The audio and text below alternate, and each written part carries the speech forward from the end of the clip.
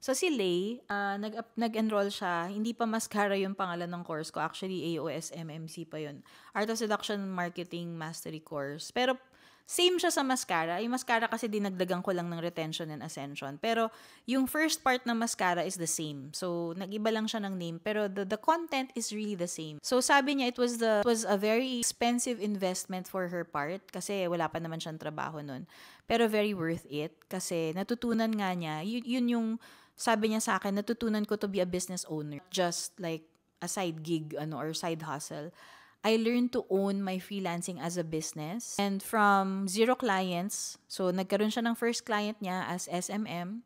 Nakaka-close siya ng clients through chat. And then eventually ngayon, siguro after I think maybe 1 year, she has her own SMM agency. Kasi naging sustainable na sa kanya and enjoyable. Actually, eto, yung kwento ko lang, sabi niya, before I enrolled in your course, I had another course which taught me template. And the templates for messaging, ginamit ko. And then I just got angry replies. Kasi masyadong needy, masyadong hindi naman informal, masyadong parang generic.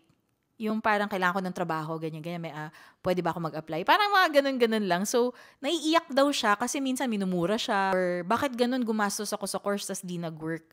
So, parang nawalan siya ng hope. Kaya nag-enroll siya sa course ko. Tapos yun, nung nag-shift yung mindset niya, eventually, she was able to enjoy the prospecting kasi nailabas yung natural gift niya for talking to people.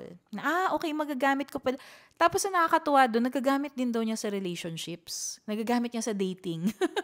Yung communication strategies na tinuturo ko sa mascara. And then sabi niya, it all makes sense kasi nga communication lang talaga yan. So, yun. And now I'm very proud of her kasi she has her own social media marketing agency. Marami na siyang clients. She's able to charge premium. She's able to travel. Na-enjoy niya yung buhay niya. So, that's just one of the few success stories. Pero, yun yung, for me, isa yun sa pinaka-favorite ko. Why? Kasi nga, sabi niya, I learned to think like a business owner. Hindi lang parang side gig, ganyan. Tapos yun, nagka-business talaga siya, nagka-agency siya.